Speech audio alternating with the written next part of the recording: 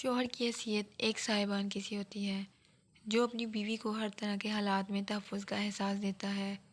کبھی قسمت کی تختی کو اپنی تدبیر سے آسان کرتا ہے اور زمانے کی بے رخی اور بے اتنائی پر اپنی بے لوث محبت کا یقین دلاتا ہے۔ رسول اللہ صلی اللہ علیہ وآلہ وسلم کا فرمان ہے کہ عورتوں کی اکثریت شوہر کی ناشکری کی بنا پر جہنم میں جائیں گی۔ آج معمولی باتوں پر طلاق کا مطالبہ کیا جاتا ہے۔ اپنے تعلیم یافتہ اور خود مختار ہونے کا عزم مرد کے تابع ہونے میں رکاوٹ کا سبب بنتا ہے، جبکہ اللہ تعالیٰ کا فیصلہ ہے کہ عورت کو مرد کی رعایا کا درجہ حاصل ہے اور مرد سے عورت کے متعلق سوال کیا جائے گا، مگر اس سے یہ بھی نہ سمجھ لیا جائے کہ عورت مرد کی غلام ہے۔ رسول اللہ صلی اللہ علیہ وآلہ وسلم کی آخری وصیت نماز اور عورتوں کے حقوق کے متعلق تھی۔ عورت کا حسن خدمت اور اس کی عزت و نگساری میں ہے۔ یہی دو ہتھیار ہیں جن سے شوہر کو سخیر کیا جا سکتا ہے۔